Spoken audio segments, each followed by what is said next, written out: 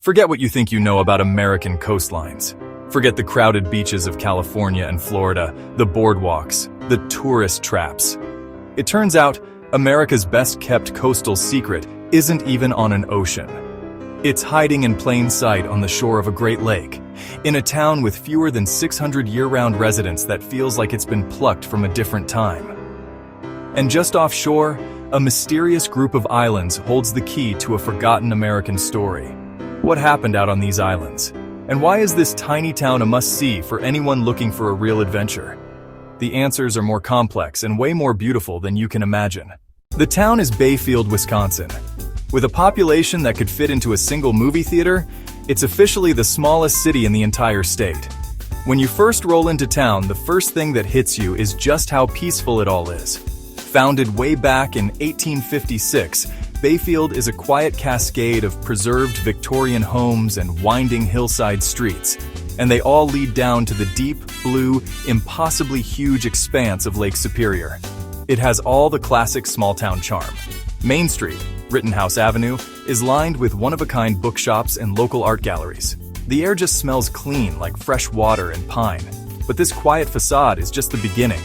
You see, Bayfield isn't the destination, it's the gateway. Down at the marina, sailboats bob in their slips next to a ferry that's patiently waiting to carry people and cars across the water. This is where the real journey starts. Because the soul of this place, its deepest secret, isn't found on the charming streets of the town. It's out there, scattered across the horizon. Bayfield is the keeper of the keys to the Apostle Islands National Lakeshore, a place that will completely redefine what you think a coastal trip can be. What if I told you one of the most incredible archipelagos in the country was right here, in the heart of the Midwest? The Apostle Islands are a string of 21 islands sprinkled across the world's largest freshwater lake. They're called the Jewels of Lake Superior, which gives you a hint about how special they are. But why? What's the big deal? Well, that question doesn't have just one answer. The story of the Apostles is told in layers. There's the geology, a story of rock and water written over 1 billion years.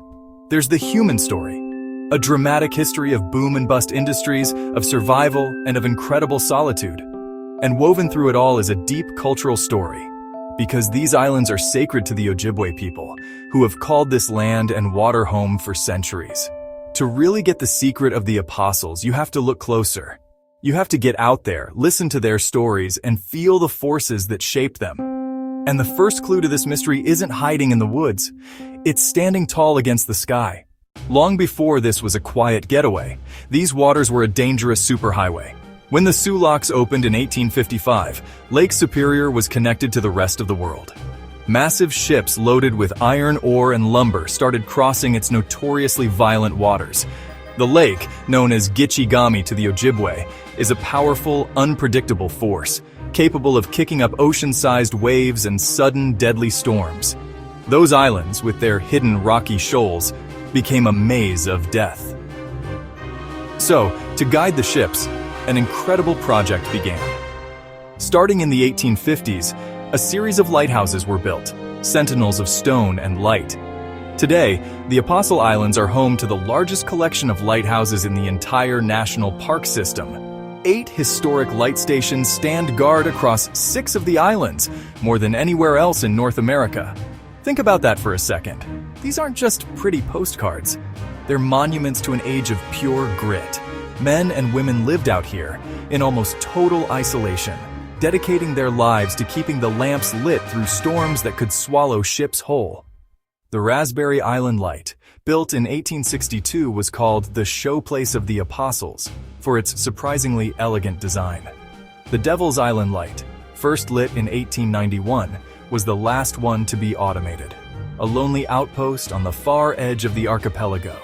But even with the lights, the lake often won. The waters here are a graveyard for ships, with dozens of wrecks preserved in the cold, clear depths. The story of the freighter Savona, which was lost in a brutal 1905 storm near Sand Island, is a chilling reminder of the lake's raw power. These lighthouses are the first part of the secret. They're symbols of a dramatic and often tragic human story carved right into the wild landscape. The second part of the secret is way, way older than any lighthouse. It's a story told in stone. The islands are famous for their magnificent sea caves, geological works of art carved from ancient red sandstone. For thousands of years, the relentless power of Lake Superior has been sculpting these cliffs. Crashing waves, freezing ice, and howling winds have shaped the shoreline into an otherworldly network of caverns, arches, and pillars. To really see them, you have to get on the water. Kayaking into these sea caves is one of the world's great adventures. You paddle through openings into echoing chambers where the water glows an unreal turquoise against the deep red rock. Some passages, like on Sand Island, feel like portals into the heart of the earth. But this is not a lazy paddle in a pond. Lake Superior demands your full respect, and conditions can flip in an instant, which is why going with a guided tour is the way to go for most visitors. And then, in the dead of winter, the islands show off a whole other personality. When a deep freeze hits, the wave-splashed cliffs get coated in ice. The sea caves transform into frozen cathedrals of daggers and columns, a surreal world of blue and white that looks like another planet. The mainland ice caves at Myers Beach can become a major destination, with thousands of people walking out over the frozen lake to witness this fleeting, magical event. This is the second piece of the puzzle. The islands are a living gallery of nature's raw, sculptural power, a place where the awesome force of the lake is made visible in stone.